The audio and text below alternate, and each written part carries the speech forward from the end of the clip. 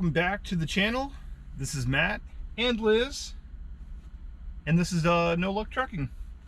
We are going to do a Landstar review. It's been about 2.5 months, I believe, since we started, somewhere in that range.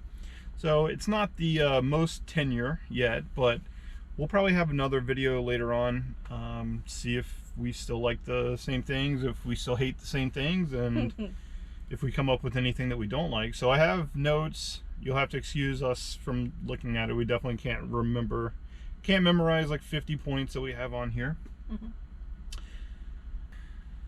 So the real reason that we kind of left Prime Inc. and went to Landstar is because we did not like the fact that somebody else had a big part of our success or failure in the business, but we were footing the bill for everything, as far as the truck, fuel, any expenses that came out. So we really wanted to branch out and kind of do our own thing. We could never really trust the dispatchers or fleet managers when they said that this is the best that they had, because we started noticing a trend that they were giving us what needed to be ran, not what was best for us. So from then we started branching out and looking out for companies that had a load board, but still had the back end stuff that we were looking for. Like Landstar has a great hazmat department. That's actually one of the points that we're going to go over later. But they have permits, they have border crossing, they have all of the stuff that we were used to with Prime.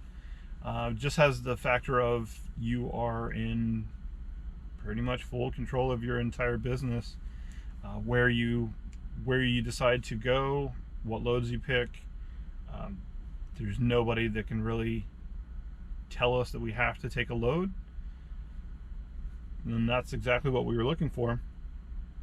So we're going to break this down into what's good about Landstar, what's bad about Landstar, and the things that we knew going in that are sticking points for a lot of people. So our first point, that one of the huge things that we love about Landstar that a lot of the other companies that we were looking at don't have, even the ones with the higher split, is the fuel discount. It is a very, very good fuel discount. Most of the people that drive for Prime say that Prime has the best discount in the trucking industry. So we were kind of curious to see what the actual Landstar discount would be, since they have pretty equivalent amount of trucks. I think there's about 10,000 BCOs with Landstar, and it probably somewhere in the range of 9 or 10,000 at Prime by now. And Liz actually sat down and did a ton of math, which is going to be a video later on of our experiences with Prime and our experiences with Landstar, and just the cold hard facts of like numbers. So she did a ton of math with the fuel discount, and it's within 1.5% of Prime's. So I will say that Prime does indeed have one of the best fuel discounts that we know of in the market, in the trucking industry. But with Landstar being about a, what did you say, a 1.5% within the range? Yeah, be about 1.5%. But of course, the whole DEF discount is a good. I mean, that moves the. Yeah, Prime does get a really good discount on DEF. Yeah. As far as I know, I don't believe Landstar has any discount with DEF. Maybe that's something that they can work on, because they definitely have the buying power that Prime does. Definitely. But maybe they're not as interested in negotiating for fuel, since they don't have any company trucks. But the discount that we do get, though, is good. Yeah. And they say that TA Petro are the main truck stops that they get the biggest discounts at, but we've seen a lot of times, I mean, we filled up a lot at Love's since we came to Landstar, and there are 4 or 5 states where Pilot Flying J is still by far the cheapest. So it's been it's been about the same balance of filling up at all of the major truck stops. So yeah. So our second point that we really enjoyed about Landstar, having the option for drop-in hooks, because there were a lot of 80-20 split companies that we looked at that You were assigned a trailer basically, and that was that. There was no opportunities for dropping hooks, which is good and bad. One of the points that we're going to touch on later is dropping hooks do kind of turn into a gamble, where you may not get a trailer that has been maintained and loved. But the option to have dropping hooks when we need to is great. And yeah, there's some downsides to that as well. And like I said, that'll all be covered in the bad area. I think that drop-in hooks probably bring in more freight as well, because I have noticed a handful of customers that do exclusively drop-in hooks with Landstar. Yeah. So that probably brings in more freight to be run. Yeah, the next point would be direct freight. So the actual Landstar agents go to customers and they get contracts for freight. So right now, the rates don't really reflect how the market has increased. But if the market does take a downturn, those rates are still very good. Just compared to some of the others, there's spikes that are way higher now. So a lot of people are shying away from the direct freight, and they're going for like brokered freight, which is fine, you know, but still having that option for direct freight is nice. And then, like I said, if the market ever takes a downturn, or when it does, that direct freight will still be there, and it'll still be paying well, and that'll be the established freight that we have to run when times get a little bit tougher. So the next point is kind of what Liz hinted at in the beginning with the just pure freedom. You know, just doing what we want, booking the loads that we want. Aside from the drug test, when they reached out to me, we hadn't really heard from Landstar since orientation. Nope. A BCO advisor had contacted us and just kind of checked to see how we were doing, but it wasn't anything major, and it wasn't really business related. And that was about the only interaction that we had for Landstar for the longest time. Yeah, it's ended up being more freedom, but with about the same amount of responsibility, which is what we were really looking for. The next thing that we love about Landstar is they have freight in areas that normally would not have decent reloads. So if you're running on pure spot market, you know there's certain areas that you just don't end up at unless you have a connection with somebody that has these obscure loads. But I've noticed a lot that there's freight that are going into these areas and coming out of these areas, and it pays really well, surprisingly well, actually. And then we're making kind of relationships with some of the people that have that obscure freight.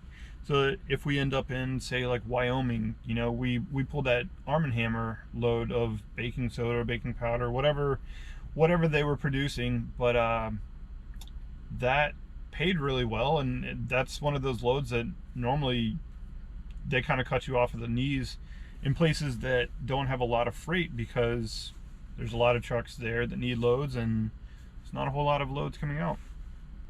Another thing that we like about Landstar is the option that if you provide your own trailer, then they give you 7% more on the split. So it would be 72-28. So that's just an option later on, but with the prices of trailers right now, that's not really in our cards at the moment. Trailers have almost doubled in cost, and it would take a lot longer to recoup the difference in the 7% and paying double for a trailer.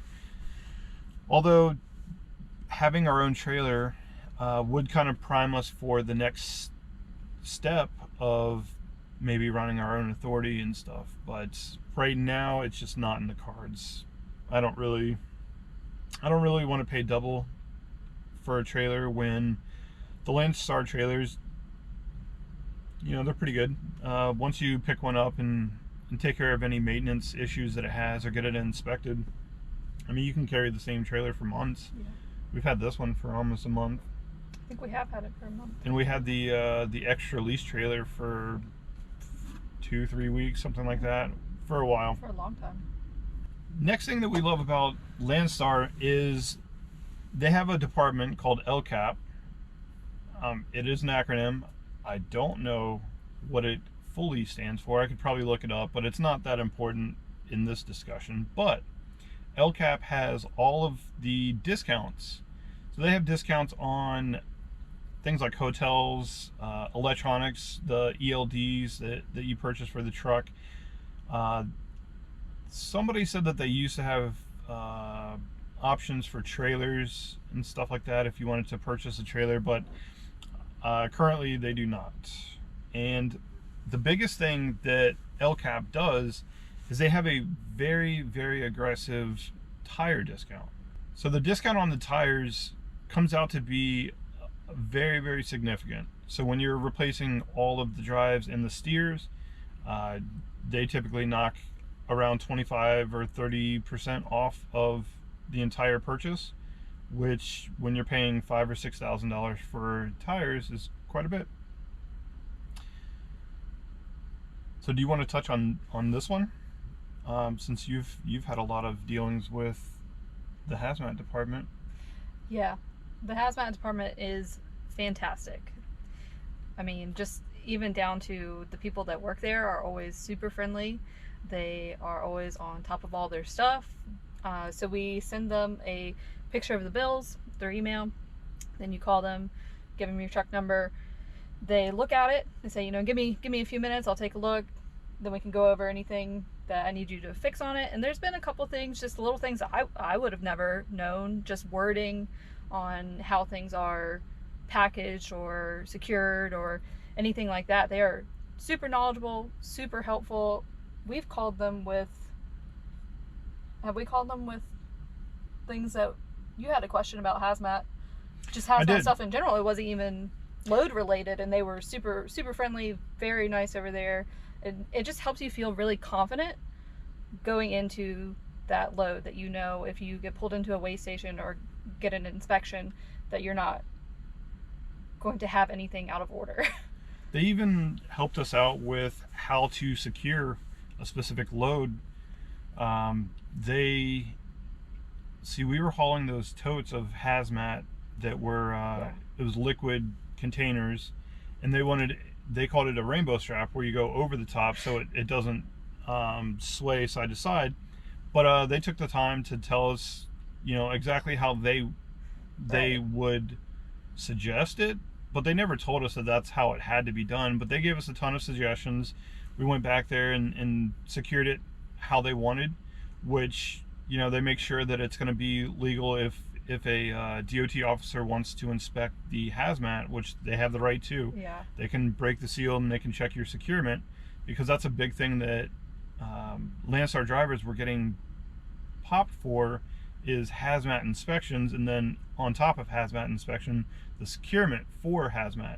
So they have an entire department that helps you just be compliant, and it's great. Yeah. We called them on the weekend.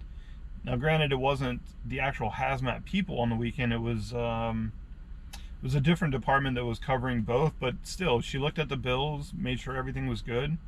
Yeah, they even had us change they had us cross out a word in the description and put something that was more specific for how it was packed, or something to that effect. Yeah, it's definitely really stress relieving to know that, okay, if an officer looks at all this, I'm not going to have no trouble, we're going to be good. And that's definitely a huge help. We never had our hazmat certification before. Yeah. We never had any real training before coming to Landstar. So on top of their training, then also having that department to walk you through and just make sure your paperwork and your securement and everything's in order is huge. Yeah, and hazmat is one of those things, it is required by Landstar. So a lot of people that are coming to Landstar are getting hazmat for the very first time. So in our case, I've read the book probably 5 times, front to back, and I could answer all the questions. But then when you're standing there, they load you pull away from the dock, you're standing there with 4 placards in your hand, a hazmat load, some instructions. It's very daunting the first few times that you pull it, because there are so many nuances that you have to remember. if it's, if it's mixed product, you have to do this. If it's this kind of product, you have. So like having a department that will look at your bills, they'll help you out with how to secure it properly. They even double check that they gave us the right placards. They'll tell us, does it have these numbers on it? Is it this colored placard? Is it this category? And then they gave us the placard protectors that we have finally started using. And I believe that's the department that will send us more as well. So we need to get with them and get a few more in case we haul hazmat loads that have multiple placards. So another big thing that a lot of people don't realize about Landstar or about any of the 80/20 companies that you're going to is you need factoring, load factoring. So there are probably a lot of people that have no idea what this is because they've always worked as a company driver or a lease operator at a big company. So I'll give the basics. I'm by no means an expert at factoring on loads. I have a general knowledge about it. I don't know the inner workings of it, so I'm going to give my best description of it. I'm sure somebody could probably explain it way deeper than this, but so when you're out on your own as an owner-operator, you run a load, that company that you ran the load for has a certain amount of time to pay you. So some it's, a few days, some it's a few weeks, some it could be up to a few months. So what you do there, if you can't wait for your pay for months or weeks or days, however long it is, it's always in the agreement of how long they have to pay. So you would go to a factoring company. So they would take the freight bills, they basically pay the middleman, they pay you minus their fee, which is usually between 1% and 5% of the load, and then they collect the money from the customer or from the broker or whoever's paying you, and then they collect it when the actual customer pays it. So you have your money when you need it, minus a fee, and then the other company takes care of the rest. Now if that other company defaults and doesn't pay the factoring company, then the factoring company comes back and takes your money. So Landstar does provide free factoring. It's all built in, so we get paid weekly for the loads that we ran that week. And then from my understanding, if a customer stiffs Landstar, then Landstar does not come after you for the money back. They go after the customer to get paid. So I do like that, and that is a couple of percent on every load that you're paying. So it kind of brings that 80/20 split that everyone wants, and that's kind of what everyone tells us to go to instead of the 65/35 or 72/28 if you have a trailer. But like I said, the incremental differences that you get at Landstar compared to some of these other companies kind of bring that split a lot closer. At least it does to us. We're not advocating for people to come to Landstar. We don't have a referral code. There's no referral bonuses, anything like that. We're just going over what we enjoy about Landstar, and there's a lot of drivers that have been at Landstar for a long time. Yeah, I haven't done all that math. That might be going a little above my abilities to we've figure done, all the percentages. We've done the basic stuff on the differences of paying for a trailer weekly, factoring, things like that. It gets it close enough that Landstar offers enough things that we enjoy that the split doesn't bother us. So this is something that you could probably touch on as well. You and I both are on the load board quite a bit. So the load board has great search filters, and the mobile app is great. Well, I'm just trying to think without looking at my phone now. Yeah. So the filters that the search option have is basic stuff like when you want to pick up, where, and it has, you can pick out a few days, a window of when you want to pick up or deliver. You can sort by the areas. You can set max weight, minimum weight, minimum distance, maximum distance. You can sort by stops. You can sort if it's hazmat or not. You can even sort by the agency that you want to work with. You can check if it's preloaded, direct shipper. Team. Yeah, whether it's a team, whether it's high risk, just in time. And then if you're a flatbed guy, you can put in the dimensions, length, width, height, things like that, to kind of pick a certain load. And so we're able to take, right now there was 72,000 loads on the Landstar board. So we're able to put in a specific search criteria that we're happy with, so that it will narrow the results down to 20, 30 loads. But out of those 20, 30 loads, any one of them has hit our exact requirements. So we could have the nice fluffy number, we could get 500 loads on the board, and then you sort through each of them. But we like to put the weight that we want to haul, the time that we want to, the date that we want to pick up, the date range, you know, how many miles, how many stops. I don't really care to do multi-stops, so we kind of avoid those. If we want to run hard, we can pick a team-only load. Yeah. We typically don't. Sometimes we do leave the stops open just to see what's out there.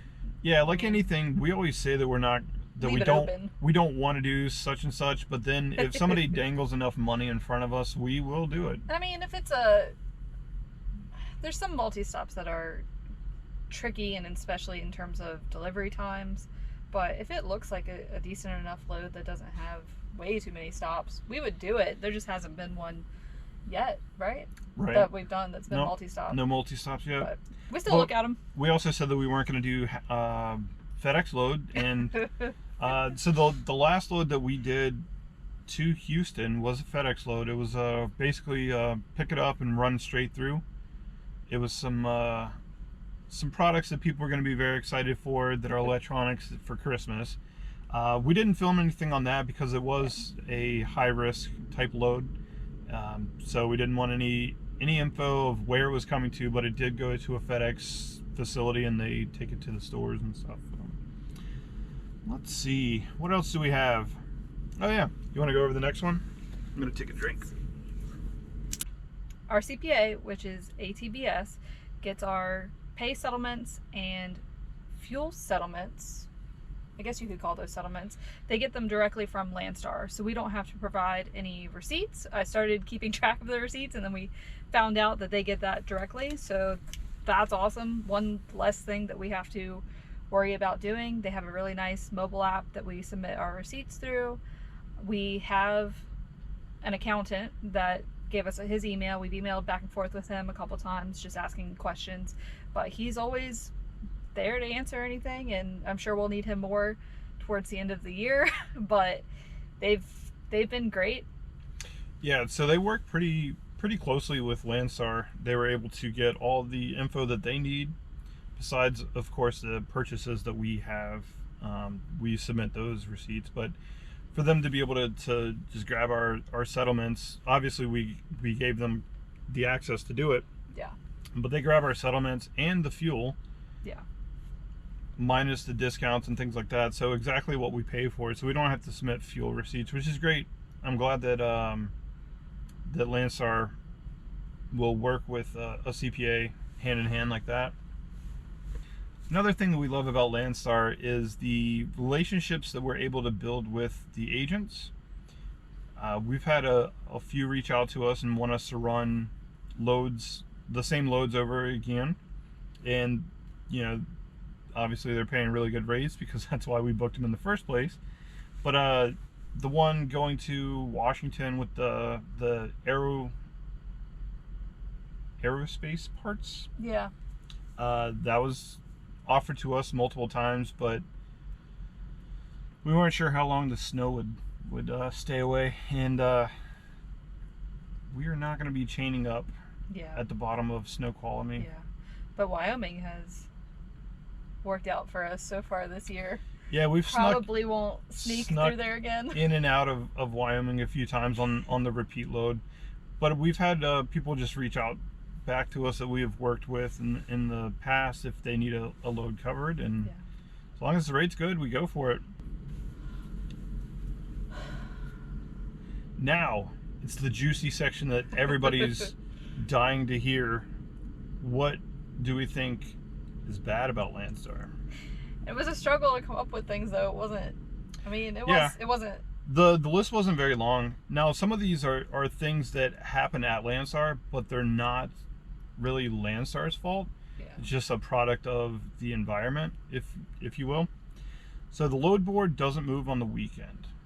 If you're not booked up, you're gonna have a nice weekend off. Yeah. There might be 1 or 2 loads that are posted over the weekend, but now the ones that are posted on the weekend, we have noticed in our experience, they're food service or big retailer. yeah.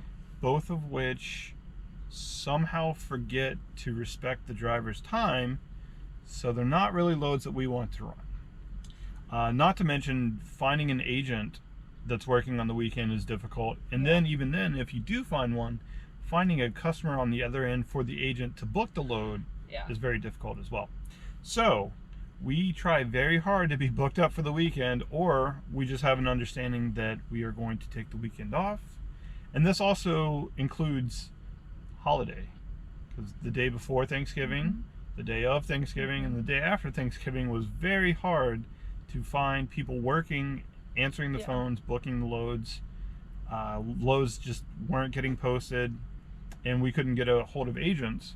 So we are in, I guess not in Houston, we are outside of Houston now for the weekend because we don't want to run food service. But that's also not Landstar's fault. They provide the tools for the board. They don't provide the loads on the board. Yeah, and like I said, there are plenty of customers that run on the weekend. We just haven't been in love with any of the loads that run on the weekend. So we said, or we have a load that goes over the weekend. Yeah. So the next point is the trailers are a gamble when you drop and hook. So because this company is 100% owner-operators, a lot of them feel that it is not their job or their responsibility to get the trailer repaired before they drop it. So there are usually issues, I won't say usually, sometimes there are issues with the trailers that get ignored when they get dropped, and then it just gets passed on to the next BCO that picks them up. But that's definitely not, again, that's not really a Landstar specific problem. That's kind of just the environment of when you have a company of only owner operators, everyone's just going to pass the buck because it's not their problem, it's not their job, blah blah blah. But Landstar will indeed pay for all the repairs that any of the trucks or any of the trailers need, and they'll pay for the inspections and things like that. It's just your time that doesn't get compensated. So most people don't want to spend their time waiting at a TA all day to get a DOT inspection every 120 days. Because we do get paid for getting the trailers inspected, but is it worth your time? Probably not. But if you're going to be sitting there anyway, like we were the other day, might as well get it done. Yeah. You're compliant, get a little bit of money. So we've kind of been on this kick of picking up a trailer, getting it fully repaired, and then just keeping the trailer as long as possible. Now eventually I'm sure we're going to run across the load that we want to run. Yeah. That is a drop and hook, and we'll take that risk, but if you do it once every month or 2 months, it's really not that bad. You know, if you spend half a day getting it repaired, if you can line it up to be when you're on downtime anyways. Yeah. What do we got next?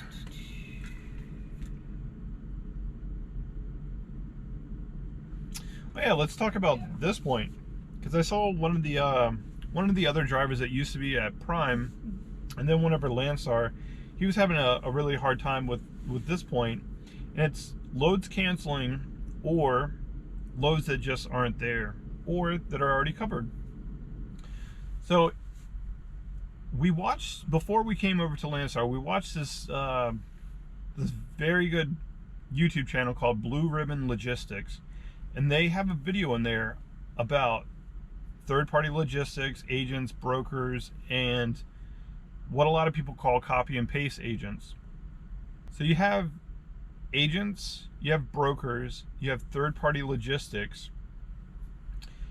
And the way the brokered loads and the third-party logistics loads is they post them up, they put a price that would be average price to run it. Sometimes people add a little bit of extra money to get people to call in. So from there, you call in and you tell them you're interested in the broker, or the third-party logistics broker will call the customer or the other broker that's brokering the load, and then that's when they find out if the load's still available, how much it's actually paying, because there's not going to be a time when a broker is going to call the customer when they don't have a truck. There's absolutely no point. The customer is not going to negotiate prices, and there's really no need to call them with that information to see if it's still available. It's not like they're calling every hour and like, hey, is this load still good? Or else they take it off the board. They wait until they get a call in or an interested party, and that's when they find out if the load's available or if it's not. So a lot of people don't understand. They get really frustrated when you see the same load posted a bunch of times, and that's what a lot of people call copy and paste agents. So they take a load from Truck Stop or Dad or anything like that, and they post it onto the Landstar board, and then when they get an interested party, whether it be a Landstar driver or somebody on the spot market running on those boards, they will call the customer. So until somebody calls in about that load could be posted 5 times, and it could already be covered by somebody on a completely different board. Could be another BCO on Landstar. It could be a truck that the customer found themselves. Nobody's going to know that until somebody calls in and talks to the agent, and then the agent talks to the customer. So a lot of people think that they're kind of getting pushed around, or they're posting fake loads or things like that, but it just takes a little bit of understanding of the actual process. Now, that's not to say that we have not come across some agents that were very shifty. So we call like day of a few times we've had to book loads day of. So we'll call and we'll be interested, and everything would be good, and we tell them we want to take the load. So then from there, they write up a rate confirmation, they send it to you, you look it over. That's an agreement, a binding agreement if everything's good. But before they send that rate confirmation, they'll call back and they'll be like, yeah, there's a lot of trucks interested in that. They're only going to do 2,000 where it was posted up for 2,500. Now, I don't know if that is the truth or if that's the customer. In our experience, there's a few agencies that have had this coincidence, we'll call it, happen every time we call that agent on day of. Yeah. That they'll call back and they'll offer us less money, or they'll say there's a ton of people bidding for it, and they'll ask what your price is to run it. So we know kind of who to avoid, you know, and that's kind of part of the game. You know, you're going to get agents trying to knock the price down of the load and things like that, but you have the say, you have the vote of not running the freight. I mean, nothing is promised to you. But again, that's not really a problem. That's not like a Landstar problem. That's just kind of the industry in general. Because if you run on Dad or Truck Stop or any of the spot market boards, you're going to find the same thing is going to happen. Don't you say that Landstar kind of protects you from some of that as well? Or Landstar kind of protects you on the back end if the agent's trying to cut money off, because Landstar gets paid first, and then they pay the agents or brokers and then the drivers. So if they end up booking the load for more money, it's not like they can take the money without paying the BCO as well. And Landstar always wants their cut. Yeah. Daddy Landstar gets their cut. The next point would be agents booking a drop and hook load on both ends, but they do not have trailers at the receiver. So, and they fail to mention that, or they won't give you any sort of indication if there are trailers. So I've watched a lot of people on the Facebook groups for Landstar run into this issue, and we just kind of sit back and absorb it all and then know what to look out for.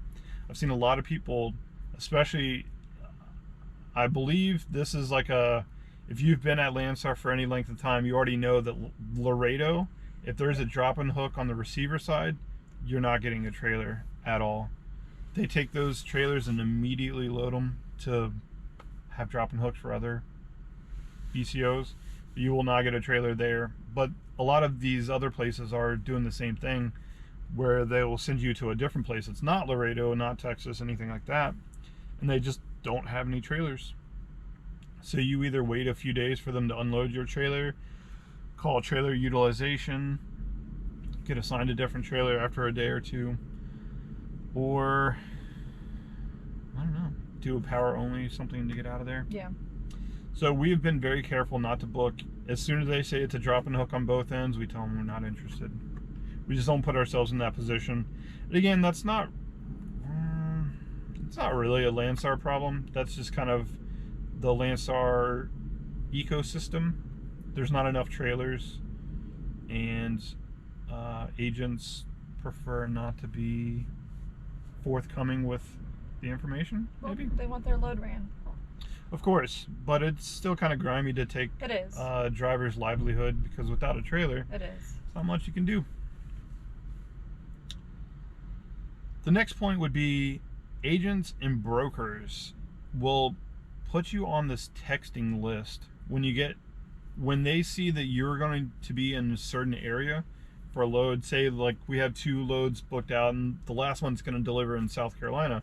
They'll start texting you nonstop with these computer generated texts that have a load, and it says, oh, it's 5 miles from your drop off, and it's paying this. Most of the time they are garbage loads. Yeah. My thought is anybody that has to spam you with loads are not offering good loads. And it's not like these are special loads. There are ones that are on the board that have been sitting there for a while that everybody looks over. The rate's not good. It's way too heavy. Sometimes you have to drop the trailer at the receiver for 48 hours and then come back and get your trailer. So there's always a reason why they have to spam you. The calls and texts that I do enjoy are people that we've worked with before, and they call us with good loads. These are not good loads. And they'll just kind of put your name on the list without your consent, or they'll start calling you. So I had to block a lot of numbers. Yeah, that day that we booked the fireworks load, we were getting a lot of calls from people offering loads, but we just kept, listening, but then telling them no. And then this agent called us and he said, hey, I have this really good paying fireworks load out of Salt Lake. Would you like it? And we listened to everything. It sounded good, and we said, sure. Here's our truck number, and we got signed up for it. So I mean, sometimes it does work. So you have to answer all those calls, and you have to listen to everything, but when it works out, it's great, and you got to put up with it. You skim it really quick. Yeah. You find where it's going, how much it's paying, and you decide right then if you want to listen to the details of the load, or if you're just going to tell them straight up no. Like we got called for a load that paid $2.40. $2.40 a mile may seem decent, but that's before Landstar's cut, and compared to the rest of the market, that was not good. Was that the one that was a drop-in hook on both ends? Yeah. Mm-hmm. Garbage. Do you want to touch on this point? This is one that we've kind of talked about here and there. The multiple tracking apps? Yeah, but that's really only happened to us once, 2 times, a couple times. Yeah. We've only personally experienced they want emails, they want calls, they want 2 different tracking apps. They also want you to update the Landstar app. That's really only happened one time that I can really think of on a specific load. There's been other times that agents want you to use an outside tracking app, and that's fine, but I mean, look, you gotta put some of it, like, if you were in their shoes and not all drivers are reliable. I don't want to speak badly about any drivers, and I'm not It's talking okay. about anybody. I'm not even talking about anybody specific, but there are people who don't have time and take a load that they know they don't have time to run, and there are people who don't care about being late. So I totally understand where some of these agents are coming from, that they want to know your ETA, they want to know when you get there, they want to know when you're going to be leaving. They want to know if you're going to be able to run their load. It's their customer. It's their baby.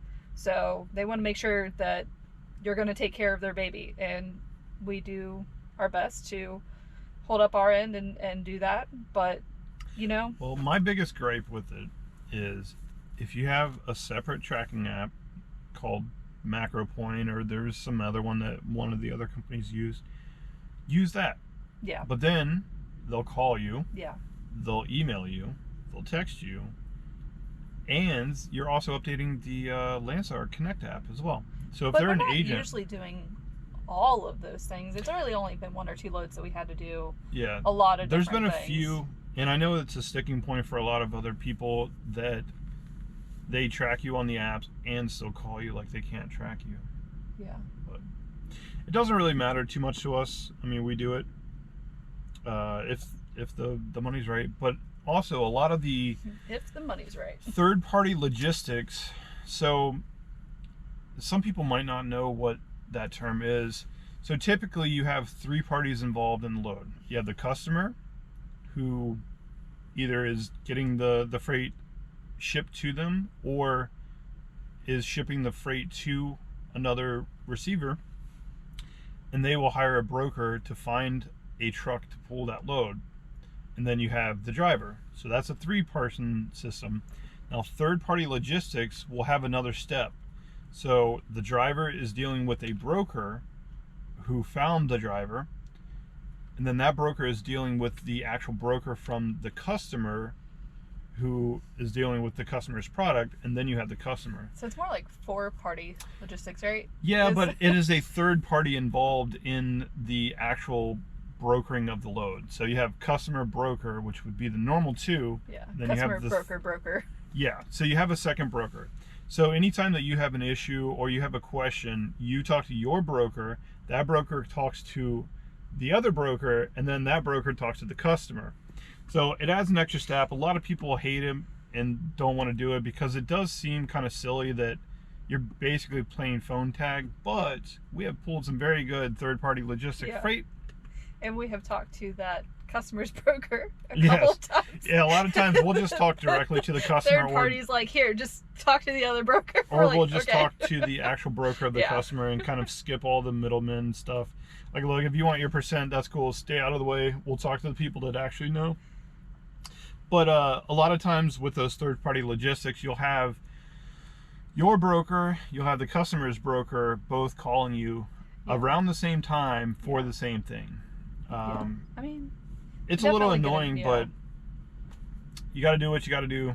Name of the game. Yeah, the money's good. Okay, so this is a point that I guess would be a Landstar specific thing, not just a Landstar job in general. So a lot of their info is kind of, it's not the most accessible, let's put it that way, compared to someone like Prime, where they had tons and tons of resources on how to, say, find a drop yard, you know, like where in the country you have all the drop yards, things like that. I have finally found where some of this info is, but a lot of the people that have been there a while obviously know it off the top of their head, but people that are new, I mean, we came in, we had no idea where the drop yards were. Obviously we know the one in Florida, and we know there's one in Georgia because it's right across the street from a TA that we have been to a few times. So when you pull out, you literally see a giant facility there. And the one that we went to orientation, but that's not really a, you have to bobtail there. So I don't know where you would drop the trailer, but I was able to finally find a resource section, and it has a search tab, but a lot of the information just isn't readily available, and that might just be the type of job it is. You know, maybe it's, we were used to an information dump with a mega carrier, but I don't know. It's a small point, but we had to come up with some things. Yeah. It can't be all rainbows and sunshine. Okay, so the next point would be there's only 2 options for ELDs that Landstar provides, and as far as I'm aware, the only ones that they will allow. And that's Keep Trucking, where you provide a tablet, and Omnitrax. And we went with Omnitrax because that's what we were comfortable with, and it had navigation that you could have in there, where we always run 2 forms of truck GPS, and you could also do DriveWise, which is like the pre-pass system, even though it's not that great. Yeah. So we're going to cancel that. We have a pre-pass now. Well, you said that if we were to do, is it AANE? Yes. That they require you to have an Omnitrax anyway? Right. I mean, it works. Yeah, it is kind of outdated, but Yeah. we like it. Works. It's where we have it mounted works really well. Yeah. If we had to do the arm coming off the dash, Yeah. probably would have gone the other I really way. like being able to have the navigation in that device and not Yeah. have to have 4, 5 different screens Yeah. to look at. So just helps And keep everything consolidated. From what I understand, the Omnitrax, you can turn off any sort of critical event reporting. Mm-hmm. So if it thinks you were hitting the brakes too hard, or overspeed, or any of the warnings that they would normally have, those can all be turned off. Whereas I believe Keep Trucking automatically reports to Landstar if there's like a hard brake or something like that. I'm not exactly sure on the details on that because it didn't really matter to us. I mean, we don't get critical events. Well, but we came from a company that Omnitrax did report Yeah. critical events to, so Yeah. it wasn't. it wasn't a huge deal. All right, here's another Landstar specific point, and this Yeah. goes all the way back because I was searching for, I can't remember exactly what I was searching for, but I came across a forum from 15 years ago, and they were complaining about the same point even then. So the Landstar onboarding process is probably the slowest process I have ever been in my life for employment. It took us 53 days before we were sitting in a class ready to go. To take a month and a half is normal. There is no speeding up the process. There's no amount of changing the process because 15 years ago people were complaining about the exact same thing. So that's a lost cause. If you're planning to come to Landstar, have your money correct. You will be waiting for about a month. Definitely. Try to work your current job until then. We didn't have that luxury. we quit. It was a little stressful, but we had a huge chunk saved up, so it wasn't that bad. But I mean, I feel for some of the guys that don't have that luxury or didn't know. We kind of knew going in. If you don't know. Like, I expected a month, not almost 2 months. But Yeah, but it is what it is. Happens once unless you quit and come back, and then it happens again. 2 people made it tricky though. Yeah, I think a lot of our delay was Yeah. both of us going through the program at the And same then time. our Yeah. onboarding person got sick, so Yeah. she was out for a week. So it's just like the whole thing probably got dragged out, longer than it should have taken. But Landstar is known for long onboarding processes, so Yeah. be ready. I don't think they're in a hurry to change that. Yeah. And in fact, the company that checks your credentials and work history and things like that is owned by Landstar. The last and final note on the bad section is something that is a Landstar specific problem. Yeah. And again, this goes back several years as well. Before we got into trucking, we used to watch Trucking with Selena. Mm-hmm. And at one point, their married couple, they decided to go to Landstar as well. Mm-hmm. And they had an issue getting an empty trailer. They sat around, they were in Florida, which apparently is even worse to get an empty trailer. But getting an empty trailer or them maintaining an empty trailer pool just out there in general seems to be a sticking point that has been going on for a long time. I understand now that right now there is a big hiccup with trailers, new trailers coming in. So if you're not getting new trailers, obviously you can't maintain, trailers go out of service all the time. But that's been happening for a long time. That's another thing. If you're planning to come to Landstar, just understand that it's going to take a few days to get an empty trailer. You could try to run power only. You can try calling. Yeah, a lot of the videos that people suggested, calling agents that have preloaded trailers and seeing if they will let you take it without dropping one. I can tell you with almost full confidence that if you find one, it is going to be very rare that's going to let a trailer go without an empty. We tried. We called every preloaded trailer that was within 400 miles from us for an empty, well, or a preloaded. Right. We almost did that power only, but we were needing to come back down to Virginia to put Hazmat on our license anyway, and they were up in Pennsylvania. But that would have been an option for us to get running for a week, make a little bit of money, but we just weren't in the right area, and we wanted to wait a couple more days to get our own trailer. Yeah, and then they set us up with that jalopy where the brake chamber exploded. I mean, if you have trailers that are out there and need to be brought back into the trailer pool, that's how you gotta do it. that was our contribution to the trailer pool. Also, they thought they had gotten it fixed. Remember, the brake chamber had been replaced. It did. Just wasn't installed correctly. So they thought it was fixed. So it was only a little bit of a setup.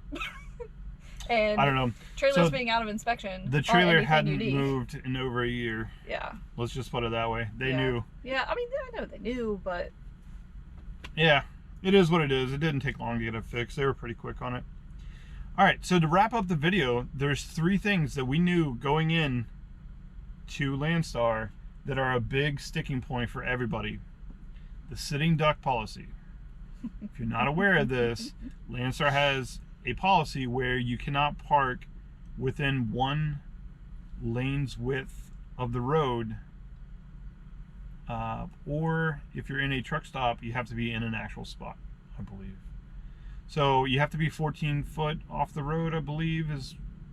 Sounds right.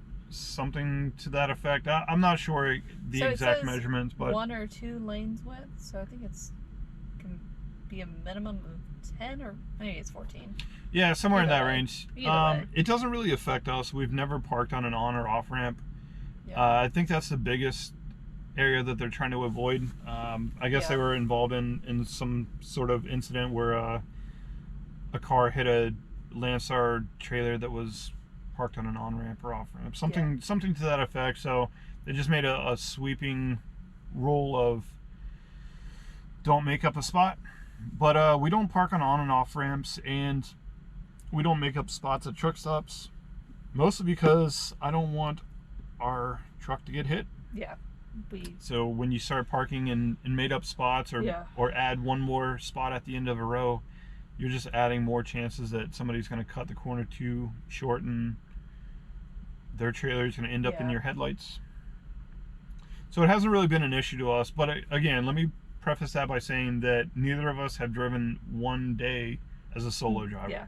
So we always have 2 clocks in an emergency, and if it comes down to it, we can continue down to the next truck stop until we find one. But we also do really good trip planning, and we have multiple options to stop, and we also have the luxury of being able to stop a little bit earlier instead of running your clock down to the very last second.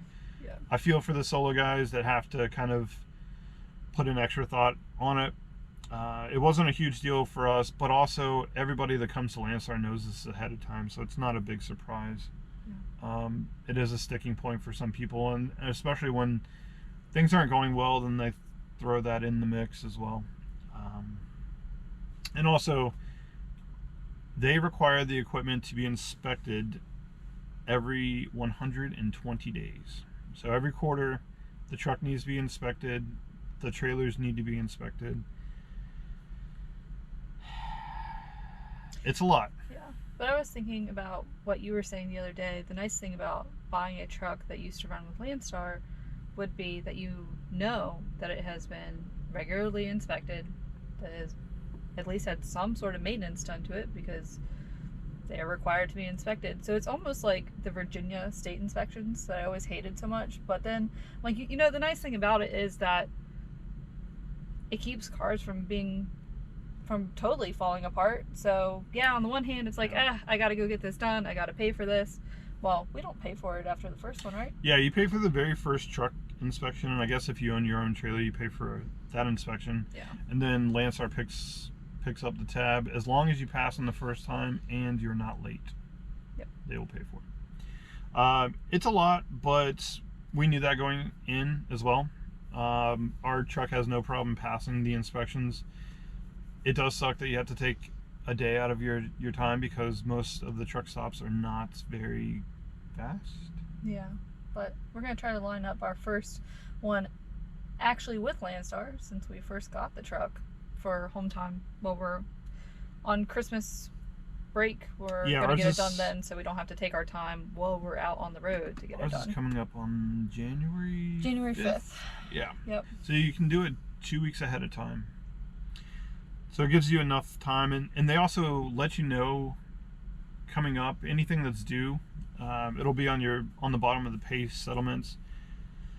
So that includes truck and trailer. A lot of times, like I said, when you pick up a drop and hook, it's going to need a Landstar inspection. So basically, they pay for a DOT inspection every quarter.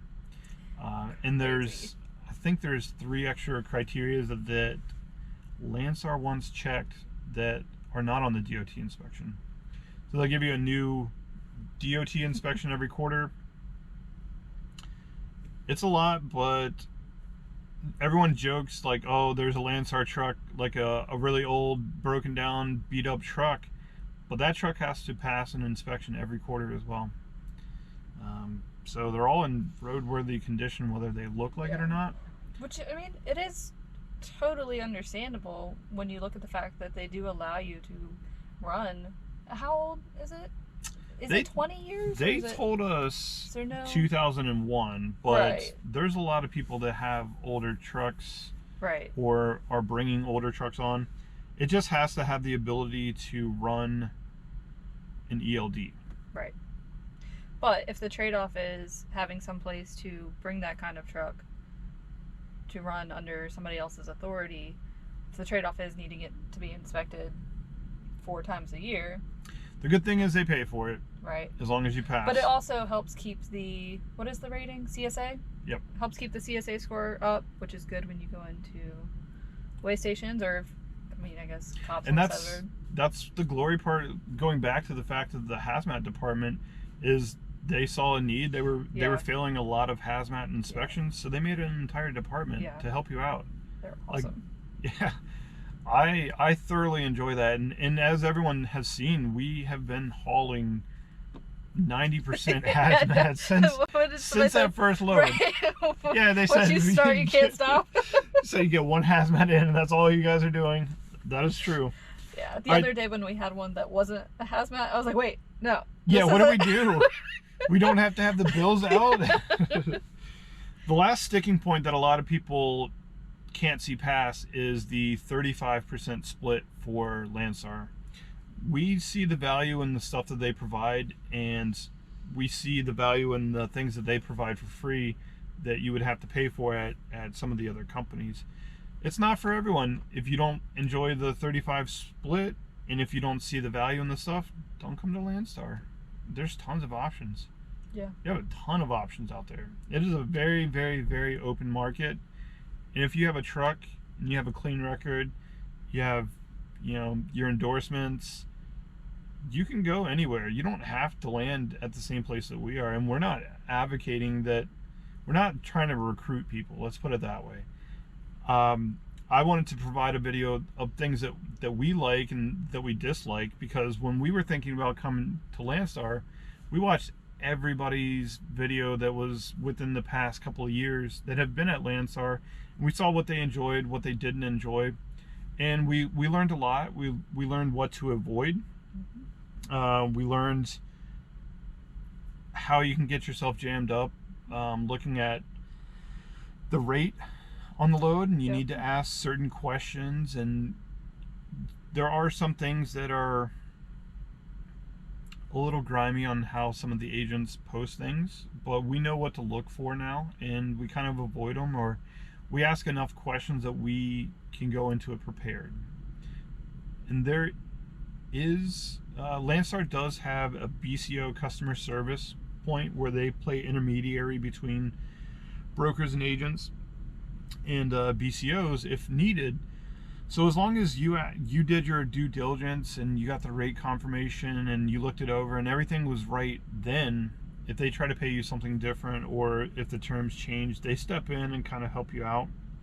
Some people say that they always side with the agents and stuff like that, but I don't know. I don't know the situations well enough to kind of make a decision on that. We haven't had to call them so far. We almost did, but we ended up not having to. The situation resolved itself, just because we were pretty firm on what we were and were not going to do, and but we were still respectful, so the communication didn't break down fully.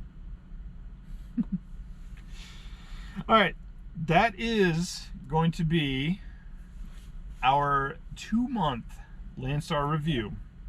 We do plan to make another when we get maybe 6 months in. I'd like to shoot for 6 months. I'd like to do a year. Yeah. That would be about. If we are still here in a year. Where are we gonna go? Own authority. That's really probably the only place that we would end up going, because so far we really enjoy it at Landstar. We have made a ton of money, and we have driven a lot less to make more money than we did at Prime. Yeah.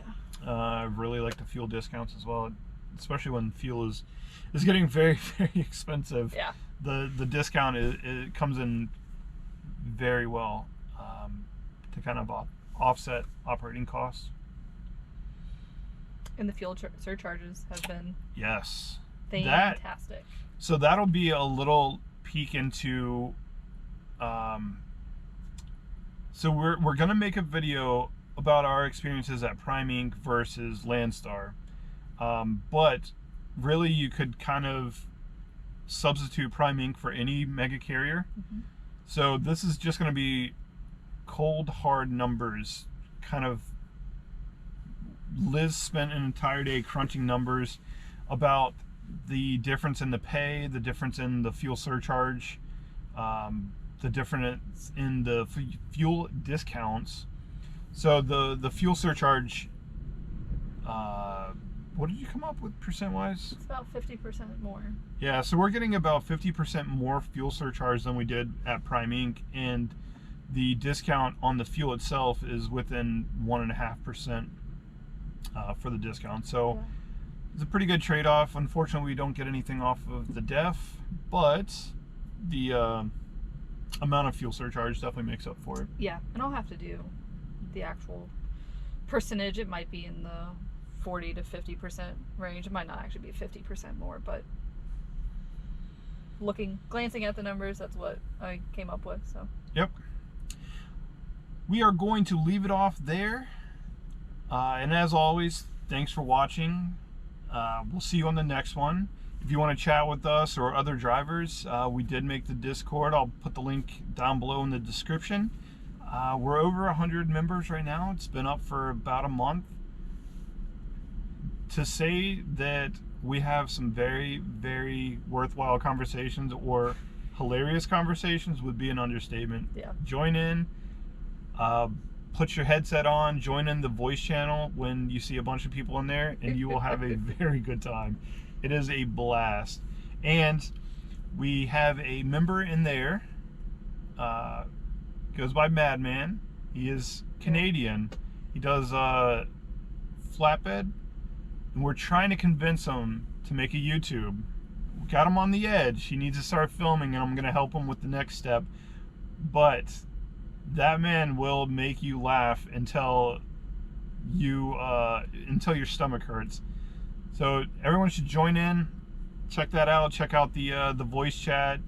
You know, we have a ton of different channels for general, some off-topic stuff, some food. Yeah. We post about rates and loads and stuff like that. Because this isn't just a Landstar specific, it's everyone. So just kind of seeing what the market's doing, seeing everyone else's success, which is awesome. There's a ton of knowledge in there.